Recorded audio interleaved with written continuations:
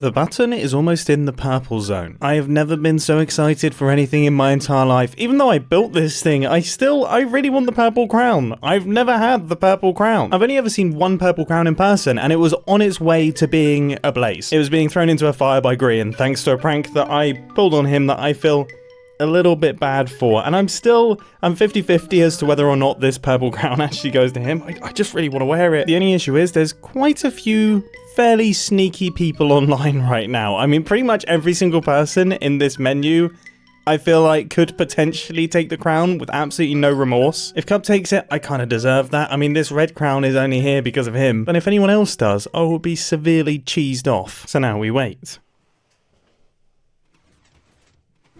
Oh my goodness! Oh my goodness, it's gone! It's gone! It's gone! It's gone! It's gone!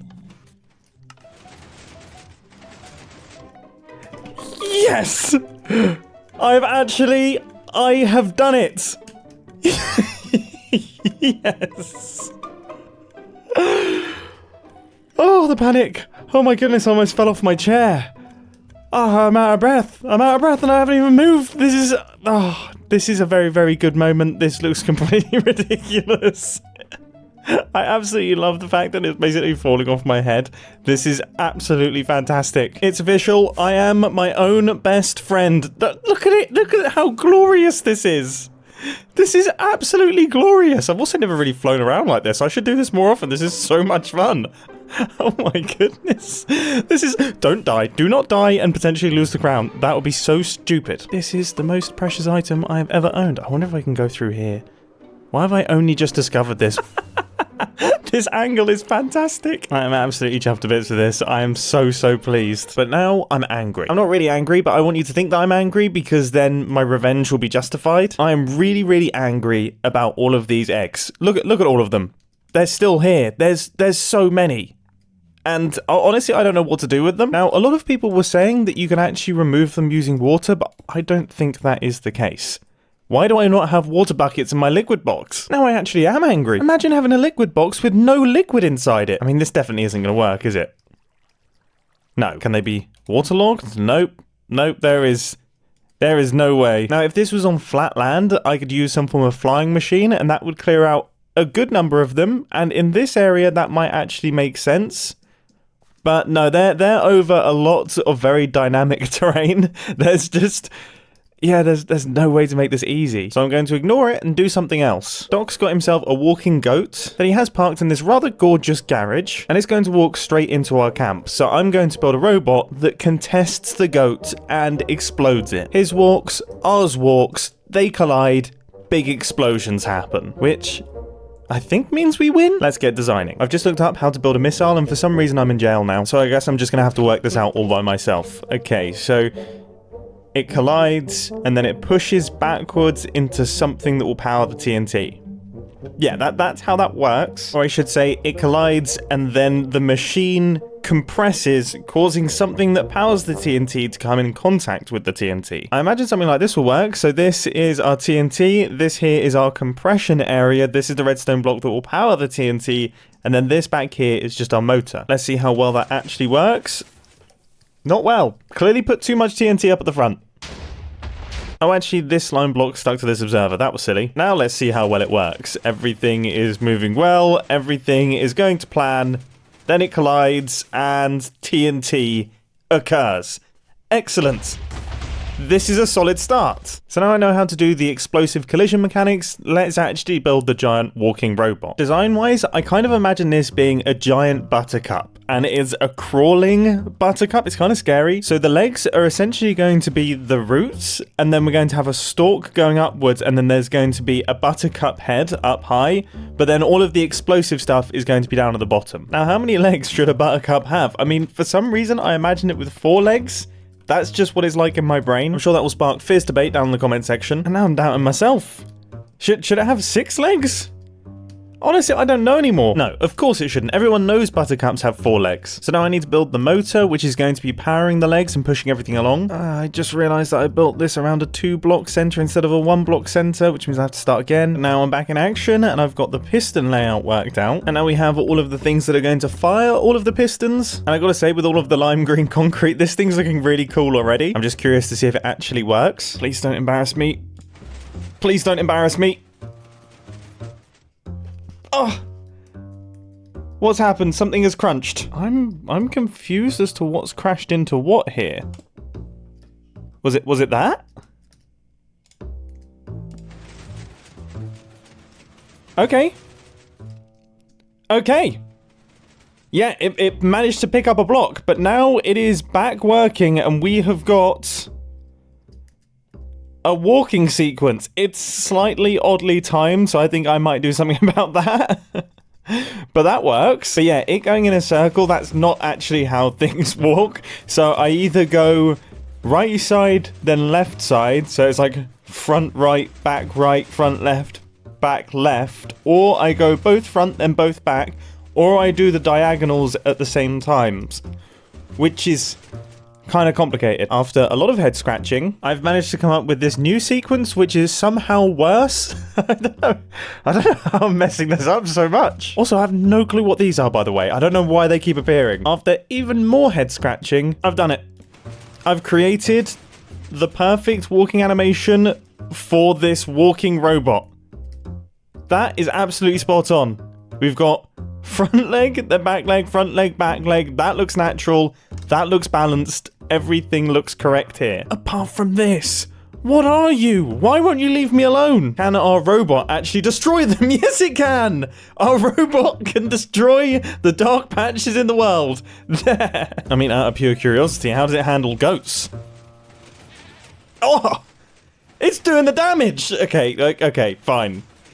If the goat performs a course correction, then we do have some issues, but otherwise, I'd say it's doing good. Now I need to do all of the extra decoration bits. This is just the bottom. This is just the walking sequence. It's taking me hours. My perfectionism causes me great pain and pleasure. This build is really satisfying, especially now that it has all of the detonation circuitry, which totally didn't work, but now it does, and it's glorious. I've also added some flower decorations to the body, which I think look really, really good. And now I have some flower decorations up at the top, which means this entire build is now all completed, and it is looking it's looking great. I mean, this is probably one of the strangest flying walking machines I think I've ever created. I mean, there's a lot going on here. I'd say it looks especially good from the ground. I really like these top sections. I mean, it does kind of look like a guy who's doing some dad dancing, but you know what? I'm all for that. And the good news is everything is working perfectly. I've tested it properly. I'm not going to show it walking to you though, until we actually have the massive boss battle. I'm sorry, it will be worth the wait though. So let's get it built on the Hermitcraft server. However, there is one problem I have to fix first. You see, I don't really have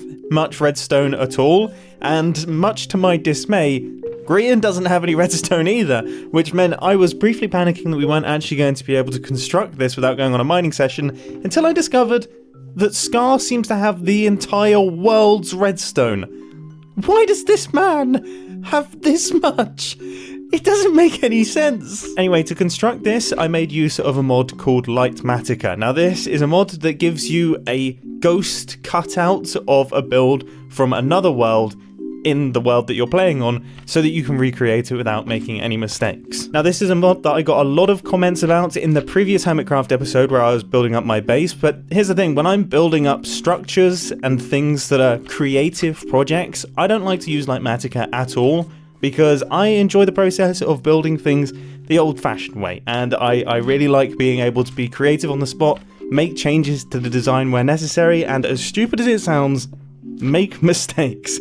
For me, that's part of Minecraft. That's why I enjoy the game. I love playing it like that. However, for this sort of build, it's kind of necessary, because if I make a single mistake, the entire thing won't work, and that's not particularly exciting. So this is the only time I will use Lightmatica, and I thought I'd be completely upfront about it and even show it in the video. Oh dear, the enemies appeared.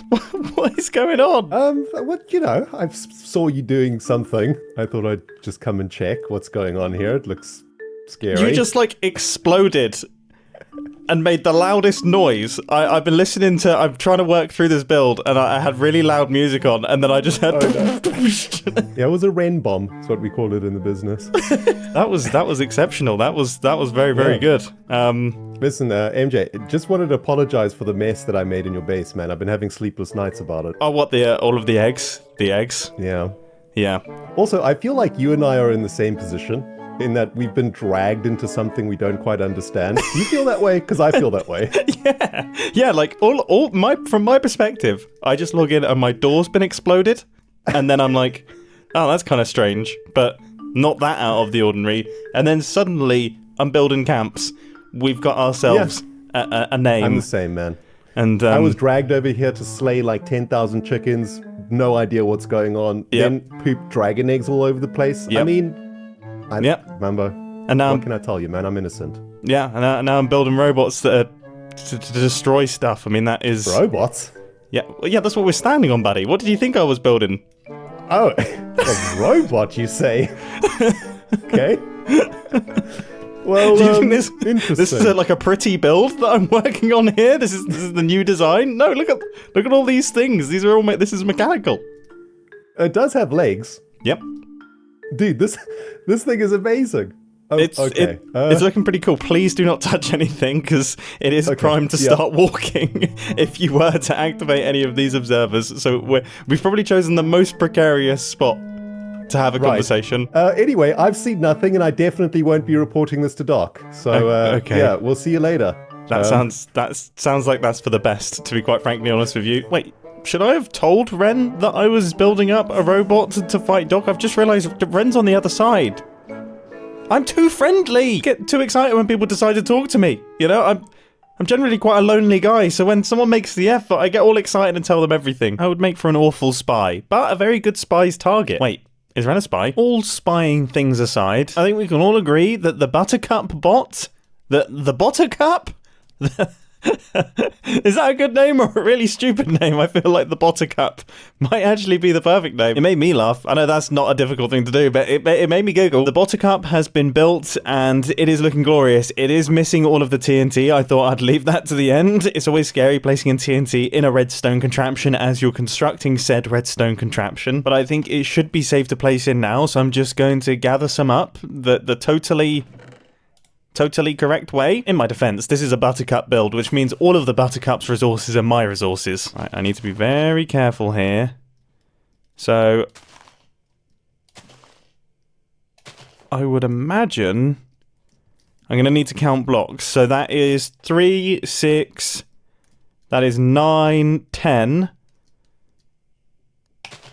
11, and then we've got space for one piece of TNT underneath. That is TNT block number 12. I'm pretty proud of myself for designing this. I'm pretty proud of my brain for coming up with the idea, piecing it all together, and hopefully executing it correctly. While I'm admiring flying machines, though, I know this is my enemies, but I can't help but admire these. Pingu did a fantastic job on this. Building on diagonals is so good for flying machines because it means that you can get an entire coverage. It kind of gets around the issue of piston block push limits, and yeah, it's worked incredibly well in this example. I will forever be jealous of Pingu's abilities. Don't worry, Buttercup, I still love you. Even though you don't have any diagonals, you still have a lovely organic shape, wonderful organic legs. Anyway, that's enough conflict. Let's get back to the base. We made some pretty good progress on this in the previous Hermitcraft episode. I gotta say, it's looking fantastic. The response to it in the comment section was also fantastic. Just as a quick peek behind the curtain when it comes to making Hermitcraft videos, I was pretty terrified when I decided to blow up my base.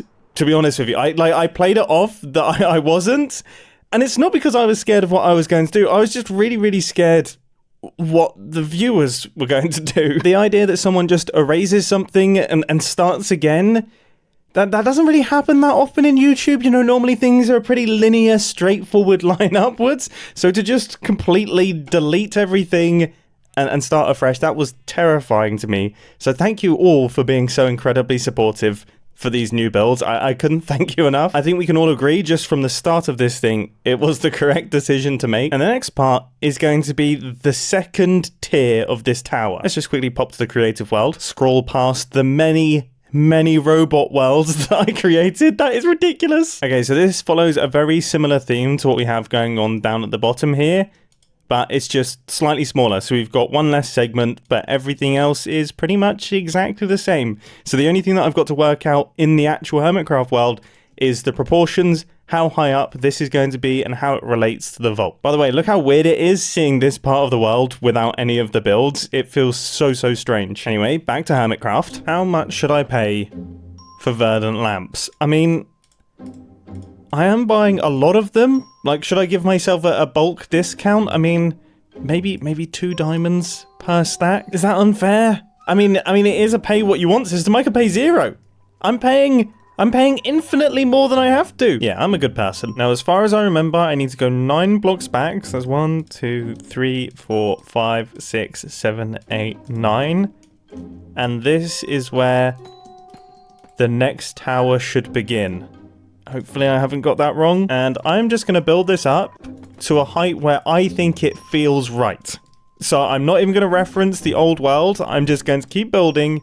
And then when I look at it and think that's about the right height, that's where I'm going to stop. I mean, this feels okay, but it doesn't look quite right. It's too squat. It's way too short. So let's keep going. I would say we probably have about another 10 or 15 blocks to go. Yes, I would say that is about right. Is it too tall? I think when you can see this edge, it looks correct. It only looks too tall when you can't see the edge because it's covered by the mound underneath my vault. Yeah, I think that's what's at play here. I'm curious, how high up are we? We are at... Why 180? Okay. I'm really interested to see how high up we are in the creative world. So this is the layer about 15 blocks taller. That makes sense because we bumped this up by 10 blocks in the real Hermitcraft world. So it makes sense that we would also increase the height of this one. And I always said this part was a little bit too squat on the build that I designed here. It's pretty cool to know that even doing it blind, the results were exactly the same. So let's build up our other pillar. And that is looking cool. Very cool. And then it is frog lamp and stripped wood time, which I eventually found a rhythm on, but I have totally lost it now. This is so clunky.